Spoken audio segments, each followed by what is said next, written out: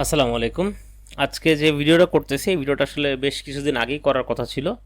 আমি একটু ব্যস্ততার কারণে ভুলে গেছিলাম। পরে আমাকে আমার সেই মেম্বার আবার আমাকে বলে গতকালকে মনে করায় দেয়।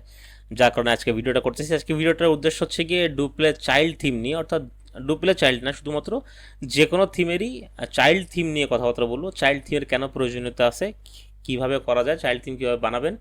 আপনি যদি সাইট কাস্টমাইজেশন করেন, নিজে নিজে কাস্টমাইজেশন করেন, তো সেক্ষেত্রে আপনাকে অবশ্যই একটা চাইল্ড থিম তৈরি করে কাস্টমাইজ করতে হবে। চাইল্ড থিম তৈরি করে কাস্টমাইজ না করলে কিন্তু আসলে আপনার থিমটার যে কাস্টমাইজগুলো করবেন আপনি, সেগুলো কাস্টমাইজ করার পরে কিন্তু দেখা যাবে যে কোনো কারণে যদি থিম আপডেট হয়, তো সেক্ষেত্রে আপনার যে যত কাস্টমাইজ থাকবে সেগুলো কিন্তু আপনার হারায় যাবে। তো সেই জন্য আপনাকে অবশ্যই একটা চাইল্ড থিম ক্রিয়েট করে সেখানে আপনাকে কাস্টমাইজেশনগুলো করতে হবে, যাতে পরবর্তীতে যদি মেইন থিমটায় কোনো রকম আপডেট আসে বা কোনো কারণে যদি মেইন থিমটা আবার রি আপলোড দিতে হয়, তো সেক্ষেত্রে কিন্তু আপনারা চাইল্ড থিম থেকে আপনার কাস্টমাইজেশনগুলো নষ্ট হবে না। আপনার সাইটে যত রকম কাস্টমাইজেশন থাকবে সেগুলো কিন্তু আপনার থেকে যাবে। তো চাইল্ড থিম কীভাবে করবেন সেটা আসলে খুবই ইজি। চাইল্ড থিম করা আসলে খুবই ইজি। আপনার যদি চ্যাট জিপিটিকে বা জেমিনাইকে অরিজিনাল থিমটা আপলোড করে দিয়ে যদি বলেন যে আমাকে একটা চাইল্ড থিম তৈরি করে দাও, সে কিন্তু খুব সহজে একদম 2 মিনিটের ভিতরে আপনাকে একটা চাইল্ড থিম তৈরি করে দেবে। আর অনেকে আসলে এইগুলো বোঝেন না, অনেকে আসলে এআই ইউজ করা এখনও এক্সপার্ট হয়ে ওঠেননি, বা এআই ইউজ করতে স্বাচ্ছন্দ্য বোধ করেন না। সেই জন্য আমাকে অনেকে রিকোয়েস্ট করেন যে চাইল্ড থিম কীভাবে বানাবো, কীভাবে কাস্টমাইজ করব। তো আমার এই মেম্বারটাও আমাকে রিকোয়েস্ট করেছিল, যদিও সে মোবাইল দিয়ে সাইটের কাজ করে, তার একটু কষ্ট হয়ে যায়, ছোটো স্ক্রিন মোবাইলে, সেজন্য। তো সে আমাকে বলছিল চাইল্ড থিম কীভাবে তৈরি করতে, তাকে একটু দেখা দেওয়ার জন্য। সেজন্য আমি চিন্তা করলাম তার সাইটের ভিতরে আমি একটা চাইল্ড থিম তৈরি করে আপনাদেরকে একটু দেখাই দিই, এবং সাথে সাথে তারও উপকারটা হয়ে গেল।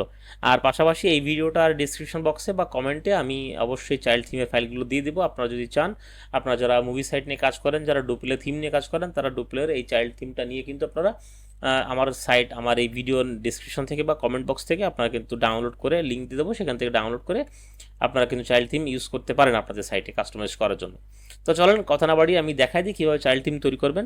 চাইল্ড থিম বানানোটা খুবই ইজি। চাইল্ড থিমের জন্য আপনাকে 3টা ফাইল লাগবে, বেসিক্যালি 2টা ফাইল লাগে আর একটা স্ক্রিনশট লাগে। তো 3টা ফাইল হচ্ছে কি, একটা ফাংশন ডট পিএইচপি ফাইল, একটা স্টাইল ডট সিএসএস ফাইল, আর একটা হচ্ছে গিয়ে আপনার স্ক্রিনশট, অর্থাৎ থিমের যে স্টাইল, যে স্ক্রিনশটটা থাকবে, থিমের যে থাম্বনেলটা, সেই থাম্বনেলটা স্ক্রিনশট।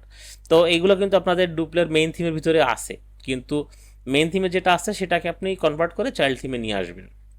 তো আমি এই ফাইলগুলো রেডি করে রাখছি। এখানে ফাইলগুলো রেডি করতে গেলে সময় নষ্ট হবে, সেই জন্য আমি ফাইলগুলো আগে থেকে রেডি করে রাখছি, সেগুলো আমি আপলোড করে দেবো। তো আপনাকে প্রথমে কী করতে হবে, আপনি যে থিমটার চাইল্ড থিম করবেন, মনে করেন ডুপ্লে থিমটার চাইল্ড থিম করবো আমি এখন, সেটার জন্য একটা ফোল্ডার তৈরি করে নেবেন, চাইল্ড নাম দিয়ে একটা ফোল্ডার তৈরি করে নেবেন।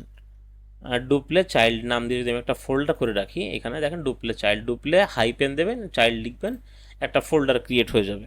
এখানে একটা ফোল্ডার ক্রিয়েট করলেন, এবং ফোল্ডারের ভিতরে যাওয়ার পরে, তো বাই দ্য ওয়ে আমি একটু বলে নিই আপনার কোথায় ফোল্ডারটা ক্রিয়েট করবেন, অনেকে আসলে বুঝতেছেন না।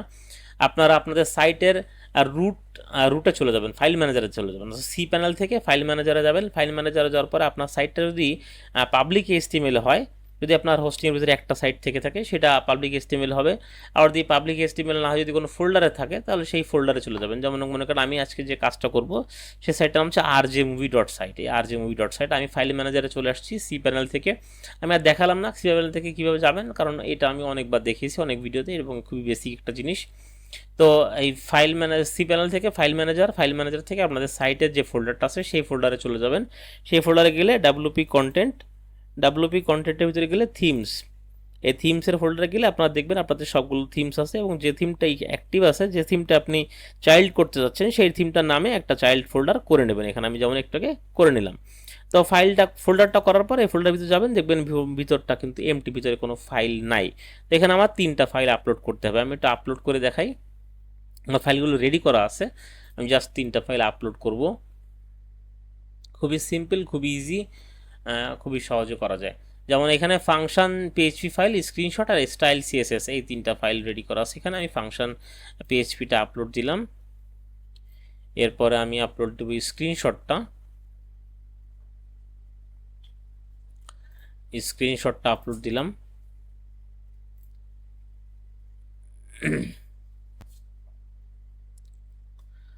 আর এরপরে আপনার স্টাইল ডট সিএসএস ফাইল, যেটা স্ক্রিনশট অবশ্যই পিএনজি ফাইলে দেখবেন, পিএনজি ফাইল ছাড়া কিন্তু এখানে সাপোর্ট করবে না। আপনি জেপিজি ফাইলটা এগুলো দিলে হয়তো বা আসবে না, পিএনজি ফাইলটা বেটার অপশন। তো এখানে আমার কিন্তু 3টা ফাইল আপলোড হয়ে গেছে সাকসেসফুলি 100% হয়ে যাওয়ার পরে আমি ব্যাকে যাচ্ছি। ব্যাকে গেলে দেখেন এখানে 3টা ফাইল কিন্তু চলে আসছে। স্ক্রিনশট যে ফাইলটা এটা হচ্ছে আপনার ডুপ্লে থিমের একটা একটা থাম্বনেইল আর কি। আমি এখন আমার সাইটের ভিতরে চলে যাই, সাইটটার ভিতরে ড্যাশবোর্ডে ঢুকে আপনাদেরকে দেখাই যে আসলে কোথায় আছে।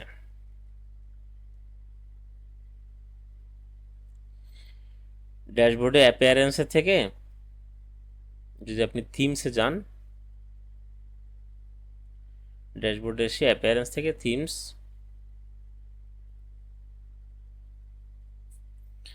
থিমসে ক্লিক করলে দেখেন এখানে চাইল্ড থিম চলে আসছে, ডুপ্লে থিমও চলে আসছে। আমি একটু ট্রাই করছিলাম, এই জন্য এখানে অ্যাক্টিভই দেখাচ্ছে। চাইল্ড থিম একটু অ্যাক্টিভ করছিলাম আমি একবার, সেই জন্য চাইল্ড থিম অ্যাক্টিভ দেখাচ্ছে। আপনি যদি মেইন থিমের থেকে স্ক্রিনশটটা নিয়ে নেন, যেমন মেইন থিমের ভিতরে কিন্তু একটা স্ক্রিনশট আছে। এখানে যদি আমি দেখাই, এই ডুপ্লের মেইন থিমে যাচ্ছি আমি, দেখেন মেইন থিমের ভিতরে একটা স্ক্রিনশট আছে, এই স্ক্রিনশটটা আছে। এই স্ক্রিনশটটা কিন্তু এমন ডুপ্লে লেখা।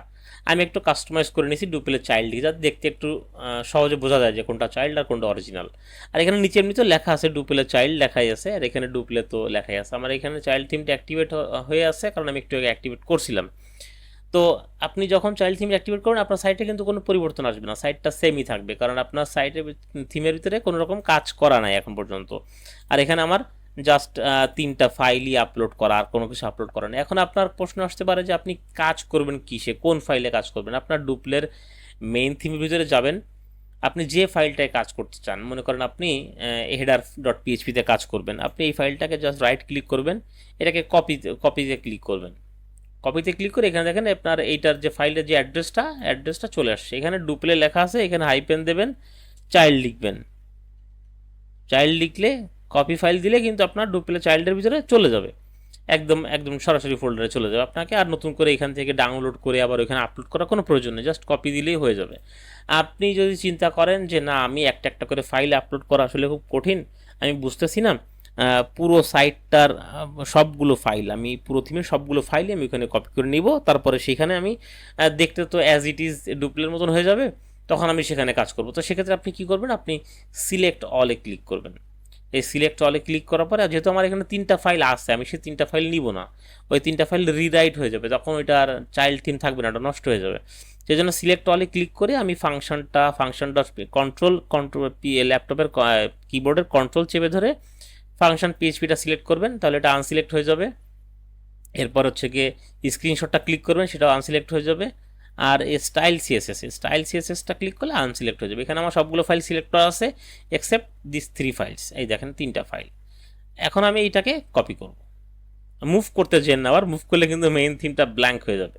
কপি করবেন, এখানে কপি অপশন আছে, কপিতে ক্লিক করবেন। ক্লিক করার পর দেখেন সবগুলো ফাইল সিলেক্ট হয়ে গেছে, এখানে সবগুলো ফাইল সিলেক্ট হয়ে গেছে। এখন আমি এখানে কপি করব, যে পাথটা দেওয়া আছে আমার এখানে, যে অ্যাড্রেস বারটা দেওয়া আছে, এখানে ডুপ্লে দেওয়া আছে, আমি এখানে জাস্ট হাইপেন দিয়ে চাইল্ড লিখে দেব। চাইল্ড লিখে দিলে আমার সব কপি করে দিলাম।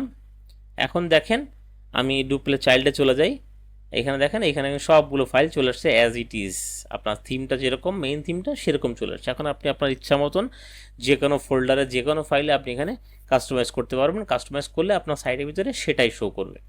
অথবা আপনি ইচ্ছা করলে আপনার থিমের যে অ্যাপে যে ড্যাশবোর্ড আছে, সেই ড্যাশবোর্ড থেকেও কিন্তু আপনি থিম ফাইল এডিটর দিয়েও কাজ করতে পারবেন, কারণ থিম ফাইল এডিটরে এখন অ্যাজ ইট ইজ আপনার মেইন থিমের মতনই সবগুলো ফাইলে আপনি এখানে পেয়ে যাবেন। এখানে দেখেন ডান পাশে সবগুলো ফাইলে কিন্তু চলে আসছে, যেহেতু আপনি সবগুলো ফাইল কপি করে দিয়েছেন, সবগুলো ফাইল চলে আসছে। এবং থিমের যে ডেসক্রিপশন আছে সেই ডিটেলসগুলো এখানে চলে আসছে, যেখানে ডিজিটাল মাইন্ডস বিডির অথর, এখানে ডিজিটাল মাইন্ডস বিডি লেখা আছে, ডুপ্লে চাইল্ড থিম, এটা কিন্তু ডুপ্লে চাইল্ড লেখা আছে।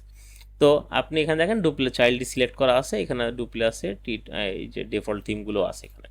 তো আপনি কিন্তু এভাবে কাস্টমাইজ করে কাজ করতে পারবেন। তো এটা খুবই সিম্পল, খুব ইজি প্রসেস। আমি যে 3টা মেইন ফাইল সহ ডুপ্লে চাইল্ড ফোল্ডারটা, ওইটার একটা জিপ ফাইল আমি গুগল ড্রাইভে বা কোনো এক জায়গায় কোনো একটা ড্রাইভে আপলোড করে সেটাকে আমি আপনাদেরকে শেয়ার করে দেবো। আমার এই ভিডিওটার কমেন্ট বক্সে, ফেসবুকের কমেন্ট বক্সে বা ইউটিউবের কমেন্ট বক্সে আপনি চেক করলে পেয়ে যাবেন, সেখান থেকে আপনি ডাউনলোড করে নিয়ে এই সেম প্রসেসে আপনি কাজ করতে পারবেন। তো যে কোনো রকম কাস্টমাইজ করতে গেলে অবশ্যই ডেফিনেটলি আপনি আগে চাইল্ড থিমটা ক্রিয়েট করে নেবেন, কারণ চাইল্ড থিমটা ক্রিয়েট না করলে কোনো রকম আপডেট আসলে কিন্তু পরবর্তীতে সাইটের ডিজাইনগুলো নষ্ট হয়ে যাবে, আপনি যে পরিশ্রমটা করবেন সেই পরিশ্রমটা বৃথা চলে যাবে।